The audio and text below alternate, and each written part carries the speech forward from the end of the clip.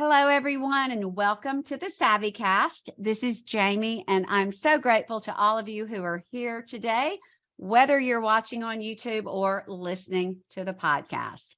My guest today is my husband, Zane, and I asked him to come today to share his notes from a conference that he attended last week. It was an Impact Leadership Conference.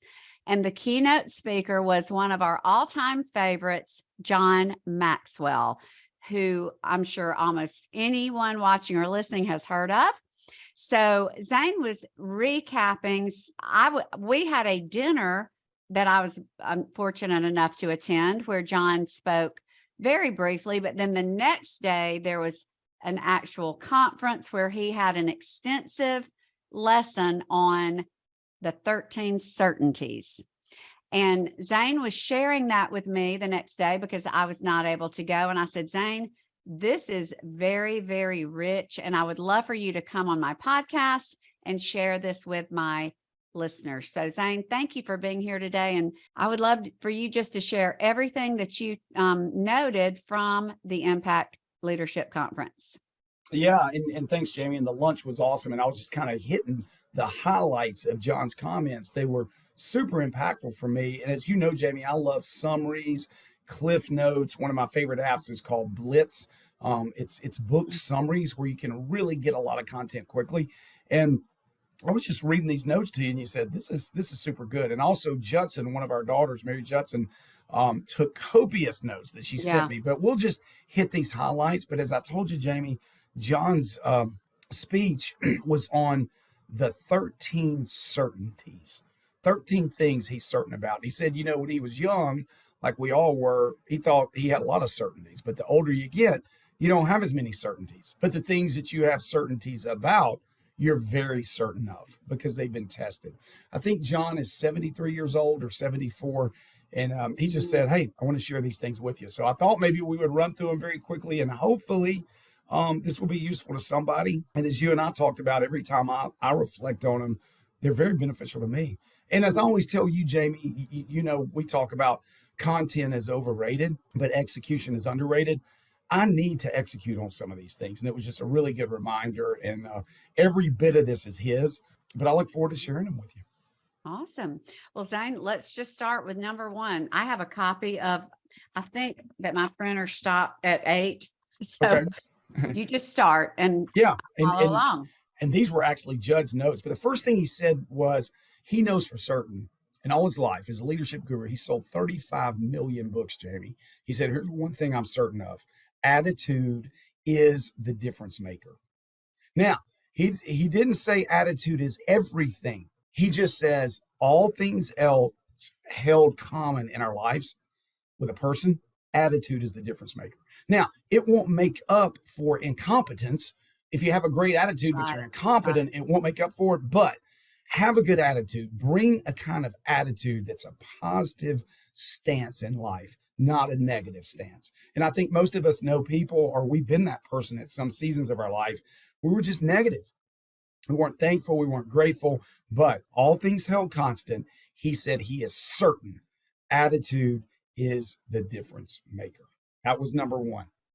I think that's wonderful. Now, just before we go to number two, how does someone who might be watching or listening, and I know I've been in that rut before where I was more on the negative side than the positive, and then over time, I feel like I've shifted. Someone who might be listening and thinking, well, how do I get to that point where my attitude is a difference maker? Yeah, and I think, we talk about it all the time with our kids and ourselves. I think it's having a grateful spirit, a thankful heart. I think we're going to have a good attitude when we're thankful, we're grateful, we're in service mode versus me mode. So for me, it's just having a grateful spirit. Okay. All right. Well, Zane, number two. Second thing he said he is absolutely certain about adding value to others adds more value to yourself than anything you can do. Adding value. When you help other people, he said, get what they want in life, you automatically get what you want. And he said, as you add value, as you have influence and add value, it will absolutely compound in your life. And I love what he said about this, Jamie, in adding value. He said, a successful day is based on the seeds that I sow, not the harvest that I reap. I went to my work and wrote this on my whiteboard in my office. A successful day should be measured by the seeds, the value I add in life to other people, the seeds I sow in other people's life, not what I reap that day. And if I'll see life that way, I will reap a big harvest. So, what are the little ways I can add value every day? I mean, just think about it.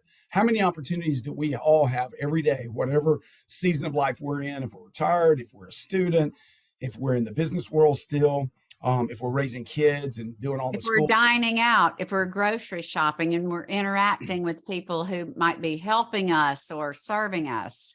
Add value, absolutely, everywhere. And just go with that stance in life. How can I add value to this person right now? Is it an encouraging word? Is it helping them, put the card up at the grocery store?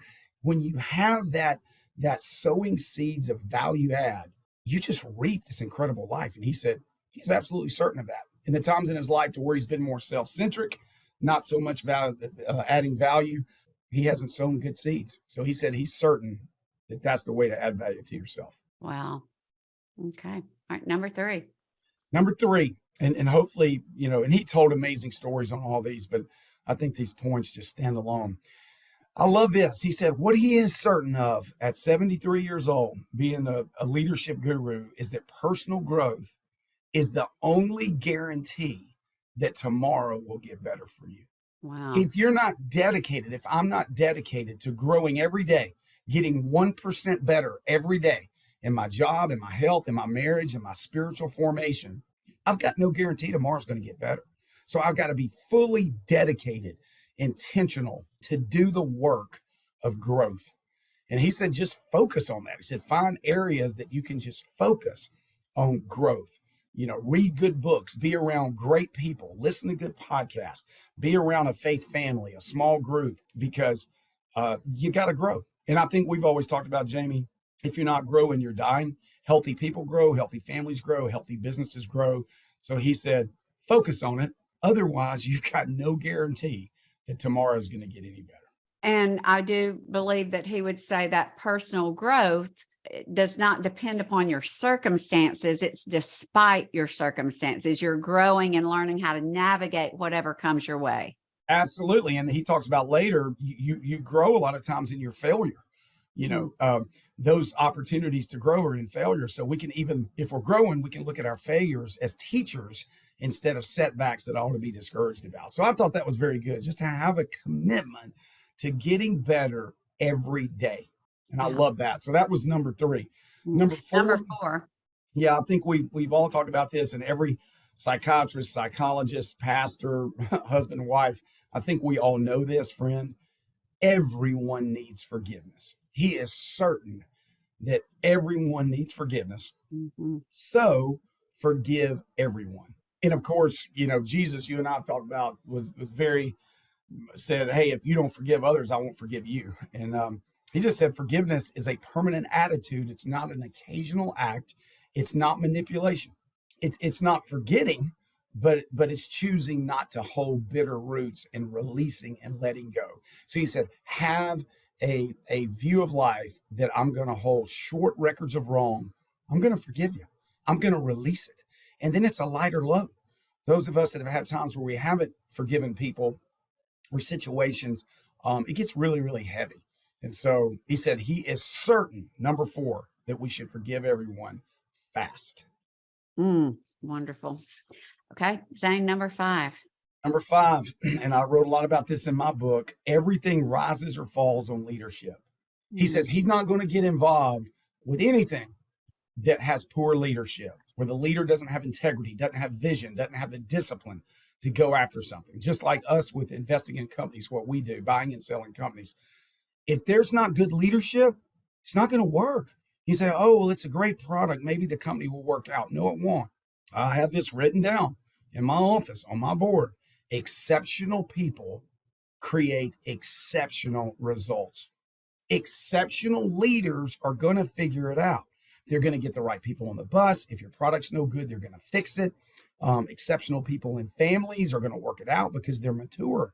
They're going to have these other things. They're going to have the right attitude. They're going to add value. They're going to want to grow.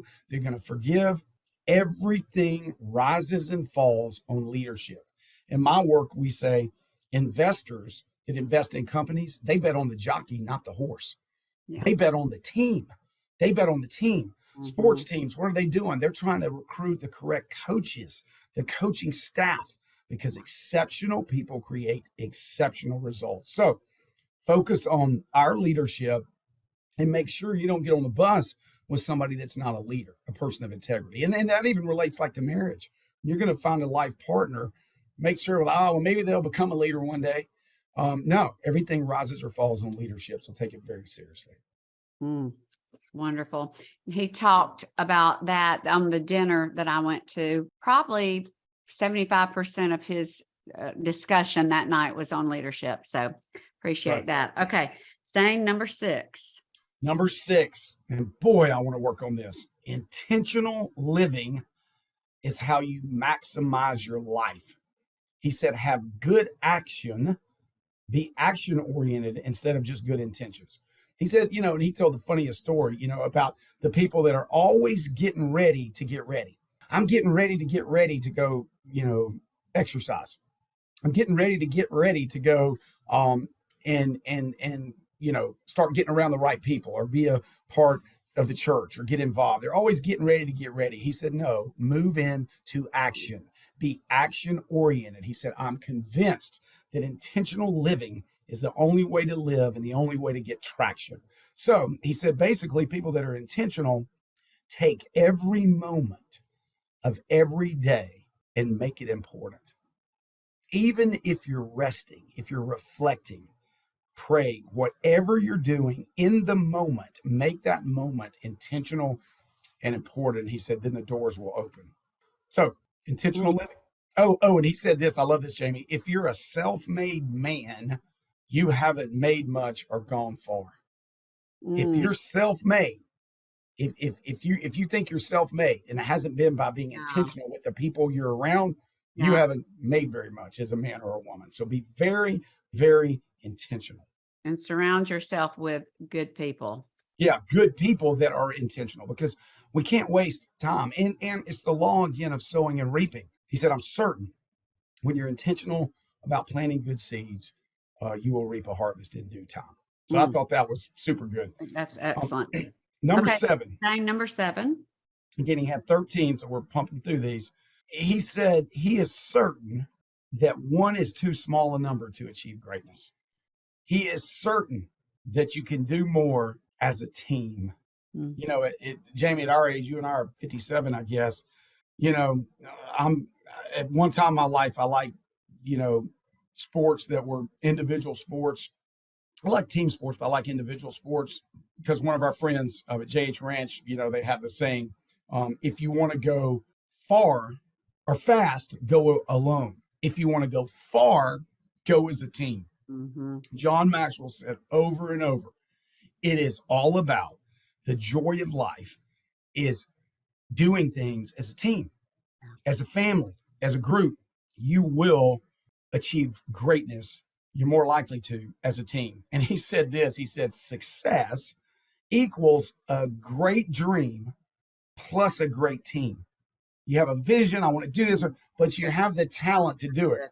And he said, a nightmare is having a great dream, a great vision, and a bad team. Oh, yeah. So pick your team. Teams matter, the wisdom of teams. And I think one thing that you're very big on, personality assessments and the differences that individuals have and how they complement each other. Like 2 or 3 people on the Enneagram. You can find a teammate that complements you. Some of my best teammates I've ever had are very different than me. Yeah. But therefore, they're good at my weaknesses and I'm good at their weaknesses. We complement each other, just like you and me. You're an 8 on the Enneagram, I'm a 3. So 1 is too small a number. Do it as a team. And if you get on the wrong team with the wrong people, lovingly get off that team. Get off that team. Yeah, totally agree. Okay, Zane, number 8. Number 8, he said he is certain that whatever your perspective is becomes your world. how we view things is how we do things. So he said, if you want to change your life, you've got to change your perspective. And Jamie, this is so real. The way I'm seeing situations, my challenges, other people in my life is absolutely a direct correlation of the results that I'm going to create, whether they're despair and despondency and anger, or joy and contentment. It is your perspective. Do you have abundance? Do I look out and say, wow, this is an abundant world. Look at all the opportunity. Or I'm like, oh no, everything's scarce. I got to run around and get what's mine before the music stops and I lose my chair, right? It's a perspective that you approach life with, and life will give you that perspective. So he said, faith over fear, gratitude over complaining. If your perspective stays the same throughout your life, he said, you're wasting your life. Your perspective should grow because, right, if you're growing every day, like he said in number 3, personal growth is the only guarantee that tomorrow will get better. My perspective continuously changes. If I'm around a lot of different people and I start getting more empathy, my perspective changes because I see others and have a more healthy perspective to love, to forgive. He is certain that perspective is everything. And he said, what can change your perspective faster than anything is who you're around. So again, there it is again. wow. Your team. Choose your friends carefully because you will become like them. So that was number 8. Number 9, Jamie, I love this one. I need this one. I need this one so bad. Consistency compounds. He said over the years, he is certain that compounding is one of the 8th wonders of the world. And he said something funny. Compounding or consistency? Sorry, consistency, which compounds, right, is one of the 8th wonders of the world. So Wow. consistency produces compounding. He said something so interesting to me at my season of life, Jamie, at my age. He said a great mistake is to quit when you think you can afford to quit. Because he said when you can afford to quit, you actually can't afford to quit because you're in the compounding part of your life. And for me, this applies so much to entrepreneurs, who I work with every day, and I'm one of them. I see entrepreneurs every day, Jamie, that overestimate what they can accomplish in 1 year, but they woefully underestimate what they can accomplish in 10 years because consistency compounds. John always used that as an example. He didn't in this workshop, but I've heard him, is if you go out every day, if you have a big tree in your front yard, and you go out every day with an axe. With an axe. I've heard him, you hit that tree 5 times. If you're That's healthy, so you hit that tree powerful. and you set the axe down. You go inside. Every day you come out, you hit that tree 5 times. Yeah. Depending on your talent, your skills, till you sharpen the axe every night. But ultimately, it might be a year, it might be 30 years, it might be 50 years. Yeah. What will ultimately happen to that tree? The tree will fall. It will fall. Consistency. And most of us quit. Or I'm impatient. I don't understand the law of sowing and reaping. I go plant a seed and say, grow, grow, grow. I'm ready for the corn. I'm ready for the apple tree. I'm ready for the plum tree. When we consistently plant, water, till the ground, pull the weeds, let God give the sunshine and the rain, we will harvest. Consistency compounds. Guess what? It's negative as well. If we have a garbage can heart and we're planting evil words toward people, if we're planting bad thoughts, it compounds. And over time, it will turn into something super negative in our life. So consistency compounds. And boy, oh boy, do I want to do that. And this all comes together. If you look at how these things come together, intentionality, consistency, being around the right people, having the right perspective, all these things he weaved together so beautifully. And basically, it's the truth, right? And the Word of God, this comes from the Word of God. He just tells great stories about it. He's got, he has such credibility. He's considered the leadership guru. I mean, Jamie, oh my goodness, he consults so many of Fortune 500 CEOs. Horatio Alger Award. I mean, no one's better. No one's better. On leadership, he has the credibility. So now I will say that just requires everything that he's saying, which I believe is 100% true. It requires awareness. Who are my friends? What am I thinking? What are my habits? What are my goals? What are, you just have to be aware. You can't coast. No, you can't coast. And one of his favorite sayings that I love so much is you don't coast to anything great. He always says everything worthwhile in life is uphill. Mm-hmm. You don't coast to a great marriage. I mean, this is all his material, right? Yeah. You don't coast to a great bit. You don't coast to, oh, I've got a six pack. I don't know what happened. I just coasted to a six pack. Yeah, how did this happen? It didn't a marriage. Oh yeah, we hung out together, and next thing I know, our marriage is just great. It's great. You don't coast to it, so that's important. Number 10. And Jamie, this is what we did at lunch. I hope somebody gets something from this, but I just kind of went through these notes with you at lunch. Number 10, he is certain that you should keep success and failure together. In your life, we all have success and failure. And winners really fail more because they're comfortable with the cycle of trying, failing, getting up, learning. But he said he is confident, he is certain we should keep success and failure together. He said winners, effective people in their life, joyful people in their life, get a return on their failure. Losers come failure. They blame others. I failed. Winners are like, dadgummit, I failed.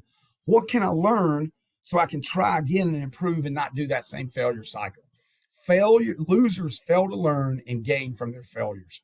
So he said, when you're succeeding in seasons of our life where we're winning, like one guy used to say, I think Donald Trump, I can't help but win. We're going to win so much. When you're winning, when you're on a roll, he said, make sure you keep your failure real close, because what that does is give you humility. It reminds you these things are two sides of the same coin. It's healthy. It's not bad, like, oh, I failed or oh, I won. Keep them together. But also says when you are failing, things aren't going right. All of us have had seasons where we felt like we were striking out different areas of our life. Keep success right beside that failure. Why? It gives you resilience. You can keep remembering, I might start winning again if I keep consistent, keep working. So always travel with success and failure beside each other. I thought that was so good. Yeah, I'm going to use that with my entrepreneurs, when they go through a tough season. Because right now, Jamie, the economy is kind of slowing down. Some of my entrepreneurs that were having incredible years, months, the last 18 months are starting to slow down. And we are too. And you got to say, well, wait a second. That success was awesome. Let's don't forget it. We can get it back again. So let's keep success very close to failure and failure very close to success. So that was number 10. That's good.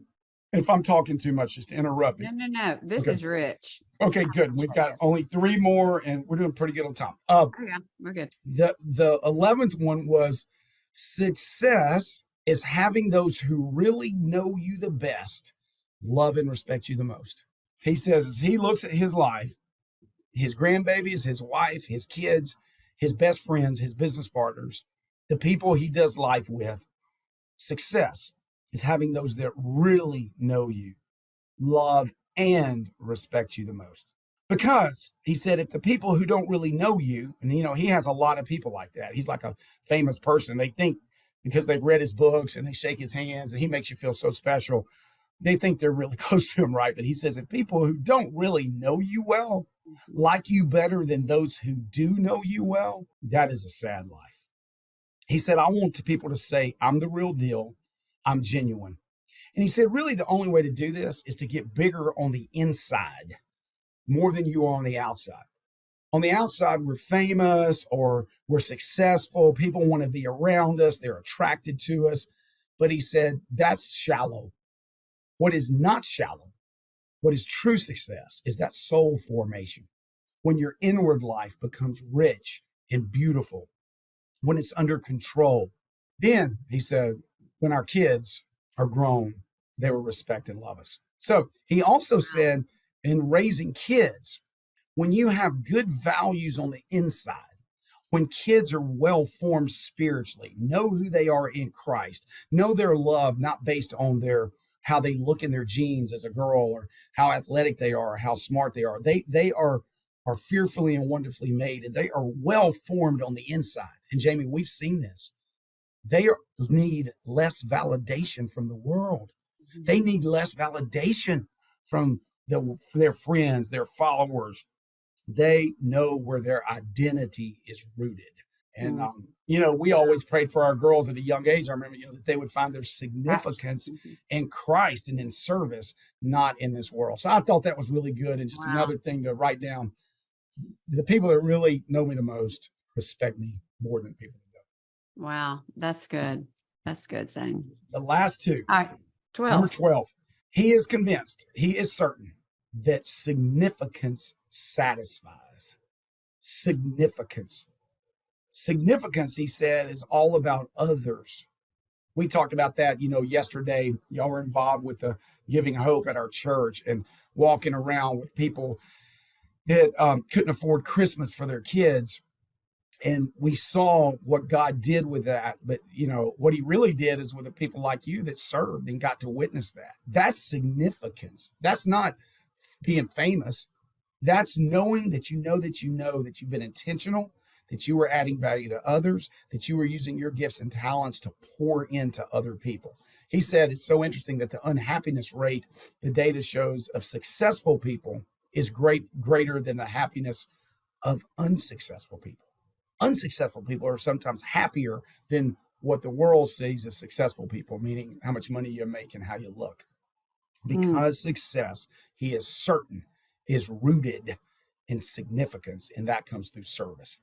So anyway, I thought that was very good. And again, it goes back to adding value to others and getting your fulfillment through giving. It's more But blessed can to you give just than clarify, receive. because some may not, you might need to clarify, how does significance relate to serving others?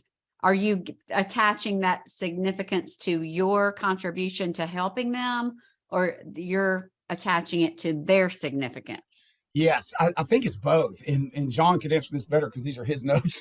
But I think it's the point that God made us to create and to add value. He said it's more blessed to give than to receive. He said, So it's it's God's view of significance, whereas the world says if you have followers, or if you're successful, if you've built this business, but the significance that God says is if you bless others. if you lift other people up, That's right. It's about other people, not you. Yeah, and he didn't just say that. He built us that way. The Mhm. research shows who are the most purpose-filled, happy, content, driven, energetic, grateful, thankful, life-giving people you know. They're not inward focused. It's Right. common sense. We just watch it. They are doing God's design for us to be givers and not takers, to be value adders. So this is the biblical truth of you pour out yourself for others, and guess what happens? You get it all back. If you're a life giver, you get more Multiplied. life. That's right. And just Multiplied. find, negative people that are takers and not givers and always complaining. Are they ever satisfied? Do you know anybody that's like that? That's like, whoa, I'm so joyful. It's crazy that we don't do more, look at the data more of what brings true joy, true fulfillment, true contentment, true good night's sleep. It's finding our significance in serving others. So he Mm. said he's 100% sure of that. Some things he's not sure about, that I'm sure that significance truly does satisfy us, and it's found in being intentional in the way you serve others. Last thing he said, and he was running out of time, but Number 13. number 13, he said he is certain that the faith he has had throughout his life is real. He is certain that God is good, that his character is good, and that his word is truth. He said, I'm certain of that. I'm certain that any investment, any time, any energy, he said, that I give in kingdom work, serving other people, working on my soul formation, working on the virtues, asking for more of Christ, letting the Holy Spirit live in me, I am certain that is real, and that's the truth. Jamie, and really, I got to give Judd, our daughter, she was there sitting with me, behind me. She took copious notes. So Oh, yeah. thank you, She Judd. put them on the family text, and I was so grateful. But because I can't read with my readers, and it was a text, I'm like, You okay, can't we see it. need to print these out. And then when I saw the notes, I was like, we've got to do a podcast. And again, Jamie, I want to be very careful because these were just rough notes. I'm not, I was doing the best I could with John's material. I mean, it's his, so, this is his material, but I was, chatting about it. So, I'm sure, I don't know if he would endorse everything I said. I was just reading my notes as I remembered them in Judd's notes. Mm. Well, and Zane, thank you for recapping this. I think you did a beautiful job. I guess I just want to end because I'm trying to maybe articulate what a lot may be thinking who are either watching or listening, because these things go through my head as well. And as I sat there at the dinner prior to this talk that he gave, I just remember thinking, oh my goodness, how does someone become such a leader, such a giver, such an influencer? How do I attain that? I know other people have to be thinking, where do I start?